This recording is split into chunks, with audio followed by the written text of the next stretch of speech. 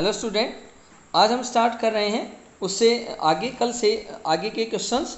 तो देखें कि यहाँ थोड़ा मैं आपको एक बार बता दूं कि जब हम पेपर देने बैठते हैं तो एक बड़ी विडंबना होती है हमारे सामने कि ये क्वेश्चन तो हमने पढ़े ही नहीं, तो ये कभी देखे ही नहीं क्वेश्चन। तो उसी चीज़ को हम ध्यान में रखते हुए बहुत इंपॉर्टेंट क्वेश्चन की कलेक्शन आपके लिए लेकर आए हैं। और उसमें हम केवल जनरल साइंस ही नहीं, उसके साथ साथ पेडागोजी, मैथ्स, लैंग्वेज सब आपके लिए एक बहुत अच्छा हमने डाटा कलेक्ट किया है। तो उसका हमने नाम दिया है क्रैश कोर्स। तो इस क्रैश कोर्स में हम आपको कंप्लीट सिलेबस करवाएंगे और आप भी बड़े ध्यान से देखें, और कुछ आपकी डिमांड है तो हमें ज़रूर मैसेज में लिखें। तो हमारा क्वेश्चन है, गर्भ में शिशु की वृद्धि को ज्ञात किया जाता है। तो शिशु की वृद्धि मतलब कोई भी डिटेक्शन है, हमें देखना है कि कहीं बच्चे में कोई मीन्स कोई ऑर्गन तो उसके अटैच नहीं है, या जुड़वा बच्चे हैं, या जो भी एक्टिविटी है वो किसके द्वारा, अल्ट्रासाउंड डॉक्टर करते हैं। तो इसलिए गर्भ में शिशु की वृद्धि या कोई भी एक्टिविटी वो किससे जानी जाती है, अल्ट्रासाउंड। अगला क्वेश्चन है, लड़का पैदा होगा कि कब पैदा होगा लड़का।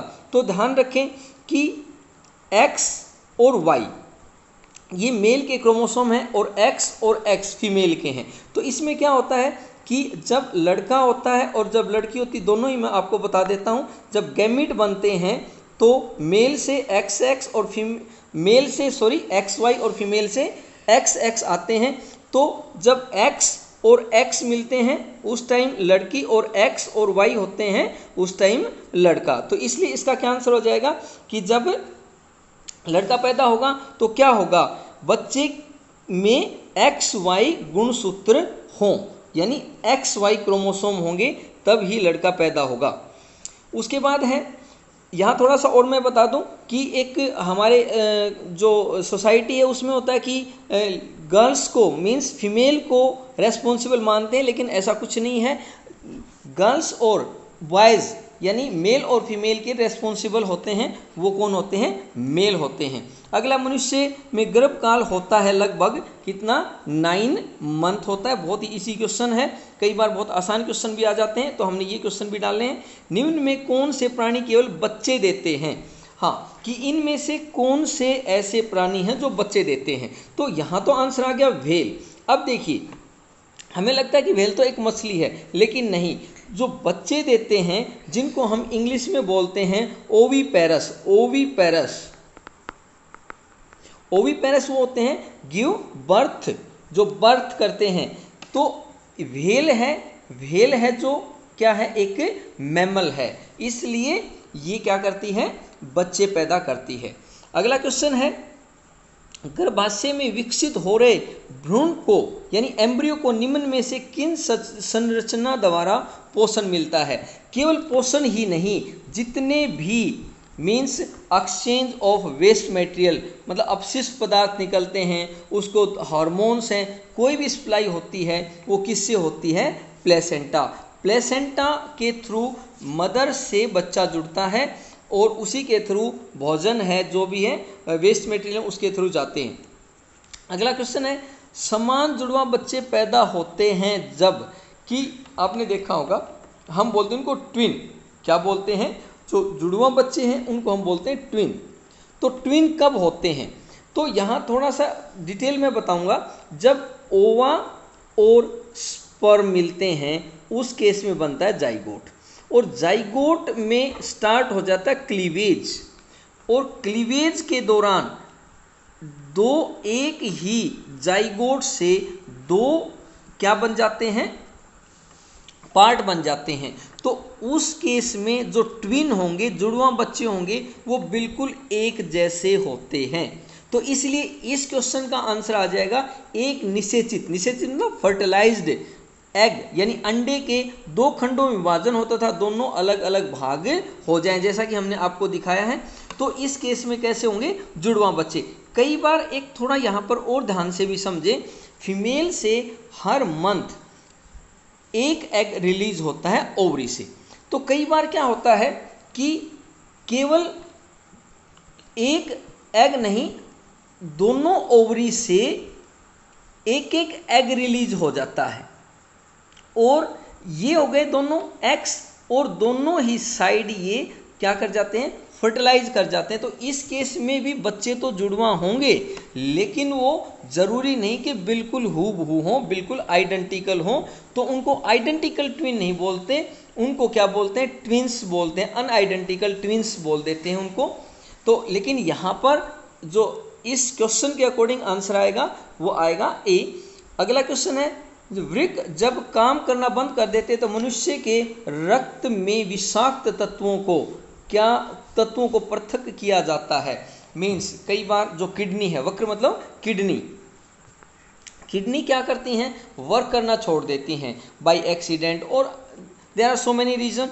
तो क्या होगा, उस केस में एक प्रोसेस की जाती है जिसको बोलते हैं डायलिसिस, और ऐसे क्वेश्चन बहुत पूछे जाते हैं, ध्यान रखें। उसके बाद अगला है, पसीने का सबसे महत्वपूर्ण कार्य क्या है। तो देखिए ये थोड़ा कन्फ्यूजिंग क्वेश्चन आ गया, और इसमें बच्चा जरूर थोड़ा सा कन्फ्यूज होगा। जैसे देखें, अधिक जल का निष्कासन है, शरीर के जल की मात्रा का नियंत्रण, शरीर के ताप का नियंत्रण, और शरीर में अधिक लवणों का निष्कासन। तो जरूर ध्यान जाएगा कि भाई इसका अधिक लवणों का निष्कासन, लेकिन एक्चुअल में ये आंसर गलत है। तो जो पसीना है, स्वेटिंग है, वो क्या करती है, शरीर के तापमान को नियंत्रित करती है, यानी टेम्परेचर को नियंत्रण करती है। जैसे आप एक क्वेश्चन और भी पढ़ते हैं कि आफ्टर स्वेटिंग, कि स्वेटिंग पसीना आने के बाद हमारा शरीर ठंडा क्यों हो जाता है। तो इसका क्या आंसर आ गया, ये एक क्वेश्चन है। तो इसके अंदर क्या होगा, एक प्रोसेस होती है एवोपरेशन। मीन जो ही पसीना आता है तो उस पसीने को एवोपरेट होने के लिए वो पसीना, वो स्वेट क्या करेगा, हमारी बॉडी से टेम्परेचर को अब्जॉर्ब करेगा। मीन टेम्परेचर अब्जॉर्ब करके ही वो क्या होगा, एवोपरेट होगा, और इससे क्या निकल जाएगी बॉडी से, हीट निकल जाएगी। तो क्या हो जाएगा, हमें ठंड महसूस होती है। तो इसलिए इसका आंसर क्या आएगा कि तापमान को क्या करता है, नियंत्रित रखता है। वृक्कों द्वारा रुधिर के संगठनों के नियंत्रण को संतुलित करने की क्रिया को कहते हैं। कि जो किडनी हैं वो क्या करती हैं, नियंत्रित करती हैं किसको, ब्लड को। ब्लड में क्या मिनरल्स, आयन को रेगुलेट करती हैं, कि वेस्ट मटेरियल हैं उनको क्या करती हैं, बाहर निकालती हैं। और इस प्रोसेस को maintain the water and mineral ion balance, उस प्रोसेस को बोलते हैं ओस्मो रेगुलेशन। तो कई बार ये भी पूछा जाता है, जरूरी नहीं कि क्वेश्चन और फिर ये आंसर। अब पूछा जाए व्हाट इज ओस्मो रेगुलेशन, की ओस्मो रेगुलेशन क्रिया क्या है, तो आंसर क्या हो जाएगा, वृक्कों द्वारा रुधिर के संगठन के नियंत्रण को संतुलित करने की क्रिया को क्या कहते हैं, ओस्मो रेगुलेशन। तो यहाँ पर ये क्वेश्चन भी हो जाता है। तो ये जरूरी नहीं कि क्वेश्चन और एज इट इज आंसर आएंगे, इससे अपोजिट भी हो सकता है, जो आंसर उनके क्वेश्चन भी बन सकते हैं। उसके बाद अगला क्वेश्चन है, पक्षियों में यूरिक अम्ल द्वारा उत्सर्जन सहायक होती है। कि ऐसा क्यों होता है, आपने भी देखा होगा जो पक्षी हैं वो सेमी सॉलिड, मतलब न लिक्विड न सॉलिड, सेमी सॉलिड क्या रिलीज करते हैं, वेस्ट मटेरियल रिलीज करते हैं। क्यों करते हैं ऐसा, क्योंकि ताकि उनके शरीर में जल का संरक्षण हो सके। क्यों, एक तो पानी कम लेते हैं, यदि पानी ज़्यादा पीने लग जाएंगे तो किस में इफेक्ट आएगा, फ्लाइट, वो फ्लाइट नहीं कर पाएंगे, इसलिए। अगला क्वेश्चन है, स्तनधारियों में मुख्य उत्सर्जी पदार्थ होता है। स्तनधारी, जस्ट आपको बताया था कि स्तनधारी कौन से होते हैं, मैमल जो बच्चों को दूध पिलाते हैं उनको बोलते हैं स्तनधारी। तो उनके अंदर जो उत्सर्जी पदार्थ होता है वो होता है यूरिया, जिसको हम बोलते हैं NH2CO NH2, यूरिया। और यूरिया जो फॉर्मेशन होती है, यूरिया बनती कहाँ है, यूरिया बनती है जो कि अगला ही क्वेश्चन है, यकृत यानी लीवर में। बहुत अच्छा क्वेश्चन है यूरिया फॉर्मेशन। और उसके लिए जो साइकिल होती है यूरिया फॉर्मेशन के लिए, उसको ओरेंथिन साइकिल बोलते हैं। ये क्वेश्चन भी बहुत बार आप देखेंगे एग्जाम में मिलेगा कि ओरेंथिन साइकिल कहाँ होती है, यकृत में होती है। ओरेंथिन साइकिल में बनता क्या है, यूरिया फॉर्मेशन मीन।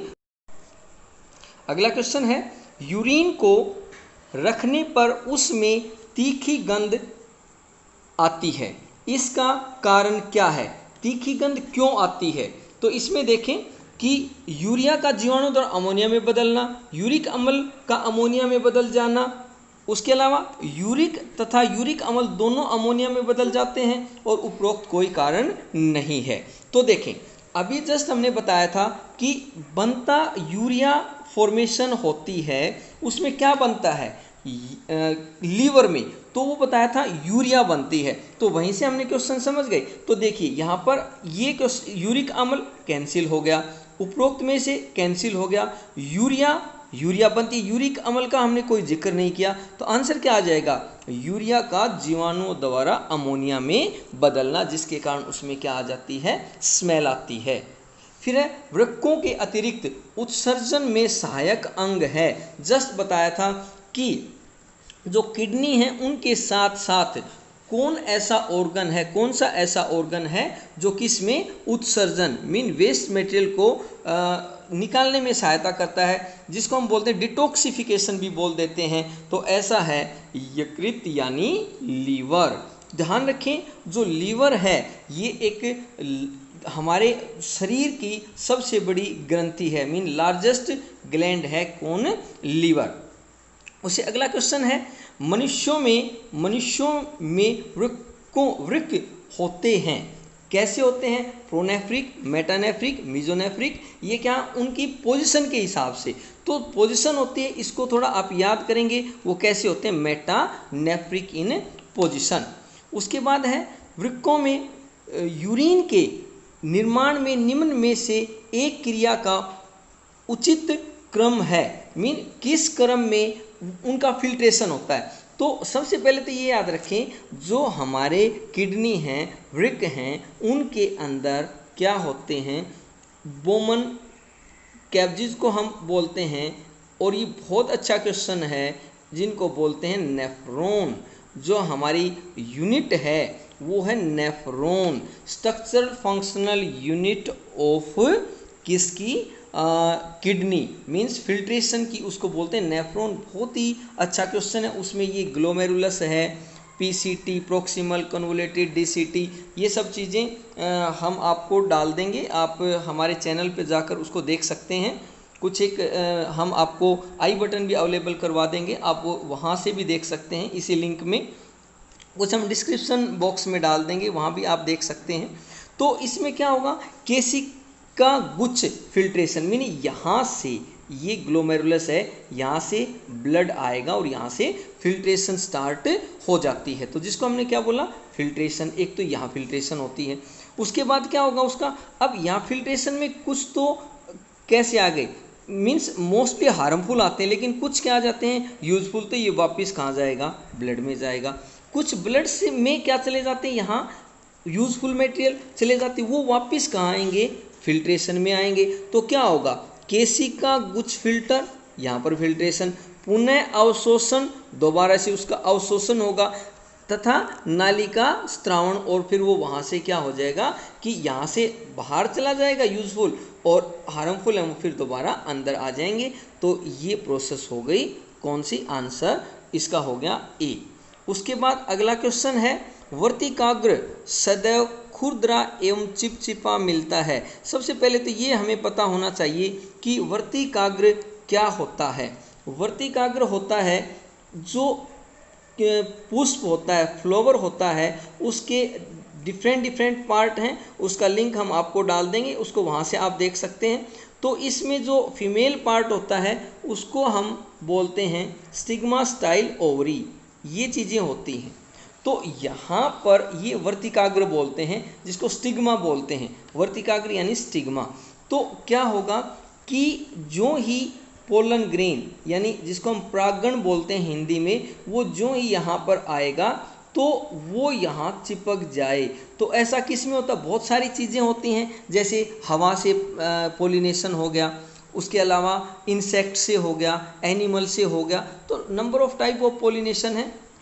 तो देखें कि यहाँ पर किसका होगा, अब जो हवा में उड़ रहे हैं वो यदि यहाँ पर चिपचिपा कोई पदार्थ है तो उससे चिपक जाएंगे और यहाँ क्या हो जाएगा, पोलिनेशन। तो इसलिए क्या बताया कि सदैव खुरदरा एवं चिपचिपा मिलता है, किसके अंदर, जो वायु प्रागित यानी जो हवा से होते हैं उनमें क्या होगा, मीन चिपचिपा रहता है। उससे जैसे अगला क्वेश्चन ही आ गया जस्ट, एनीमोफिली होती है। एनीमो मीन्स अभी बताया, पिछला ही क्वेश्चन था वायु, एनीमोफिली। उसी तरह देखें जैसे कैरोपटेरोफिली होती है एक, जो किससे होती है, स्नेल से होती है। बहुत सारे अलग अलग हैं, उसका लिंक हम डालेंगे, उसका आई बटन भी डाल देंगे, आप वहाँ से देखें पूरी डिटेल। जूफिली परागण होता है, वही आ गया ना जंतुओं से, तो इसका आ जाएगा जंतु। जैसे आ जाएगा ओरंथोफिली किससे आ जाएगा, ओरंथो मीन बर्ड्स से आ जाएगा। फिर एंटेमोफिली होता है, जो आंट्स वगैरह होती हैं। There are number of type of pollination. उसके बाद है वृक्ष की आयु ज्ञात करने की उत्तम विधि कौन सी है। जब आपने किसी कटे हुए पेड़ को देखा होगा तो इसमें क्या बनते हैं, विलय बनते हैं, यानी रिंग बोलते हैं जिनको, और वो क्या होते हैं, जिनको बोलते हैं एनुअल रिंग। एनुअल जो रिंग होते हैं वो कैसे बनते हैं, ये क्या होता है कि जो मौसम होता है उस सीज़न के अकॉर्डिंग क्या होते हैं, एक साल में कितने 2 रिंग बनते हैं, वलय बनते हैं। उनको काउंट करके हम क्या करते हैं, पेड़ की आयु का पता लगा लेते हैं। बहुत ही इंपॉर्टेंट क्वेश्चन। तो क्या होता है, वार्षिक वलयों की संख्या ज्ञात करना। उसके बाद है सिंगेमी, यानी युग्म संयोजन से क्या तात्पर्य है। यही क्या होगा, सिंगेमी यानी मेल और फीमेल का फर्टिलाइजेशन, उसको बोल दिया सिंगेमी।